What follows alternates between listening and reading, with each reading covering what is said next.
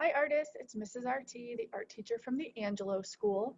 Today we're going to talk about landscape and we're going to use our warm and cool colors to create that landscape. So a landscape is any picture or drawing of land, something that's outside. It could have trees, mountains, hills, the sky, grass, flowers, anything like that that would be an outside landscape picture. And it has three different sections. The landscape has a foreground, middle ground, and background. Foreground is the area in the front, the area that's closest to the viewer. So these objects would seem a lot larger.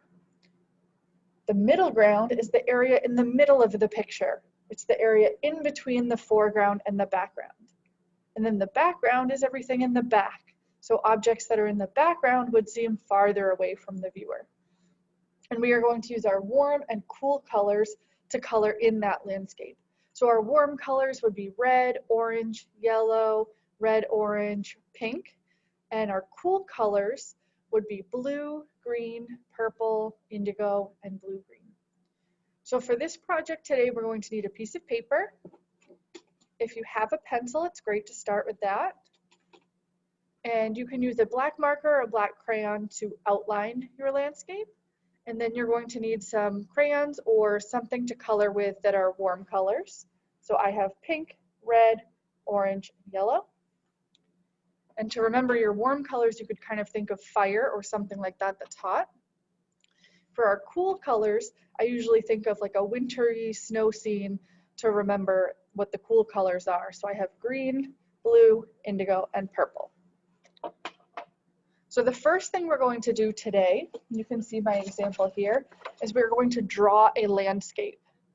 Now you can use different things in your landscape. Remember, it could be anything that's outside with nature. And then what we're going to do after we outline our landscape, we're going to fold our paper in half. And then half of our picture will be all cool colors, and half of the picture will be all warm colors. So when we get to coloring, you want to remember that we're going to stick to warm colors on one side, cool colors on another side. So the colors don't exactly have to match what you would see in reality. So I'm going to do one that's similar to this. And I'm going to start with a tree. Now this tree, since it's in the foreground, would seem bigger than if we had a tree in the background. The trees in the background would seem a lot smaller.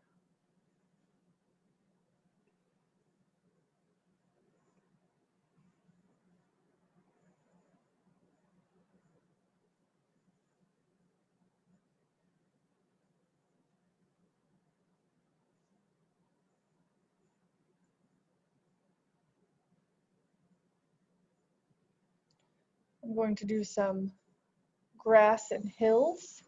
And for this part, you can just outline it with a pencil, and then we'll color it in after. And I'm going to do some more mountains in the background. So if I had a tree up on one of these mountains, since it's in the background, it would be a lot smaller than the tree that's in the front here. Okay, so you can take some time and keep working on your landscape. And then when you have your landscape outlined, before you color it, remember we're going to fold it in half.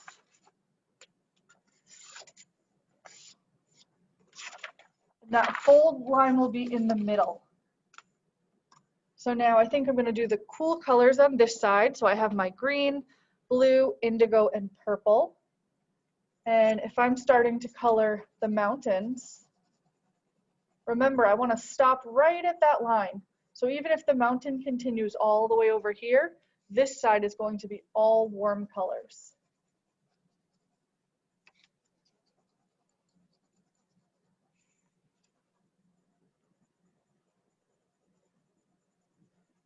And you could always mix your colors together with your cool colors. So I started with that indigo. I'm going to add a little purple to the mountain.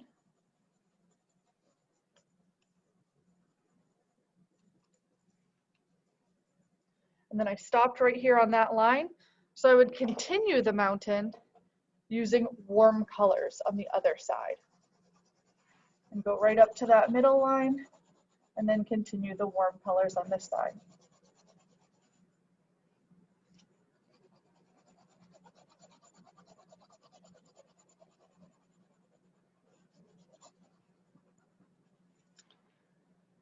So now you can take some time and get creative with your landscape and with coloring. Remember, we want all warm colors on one side, all cool colors on the other side.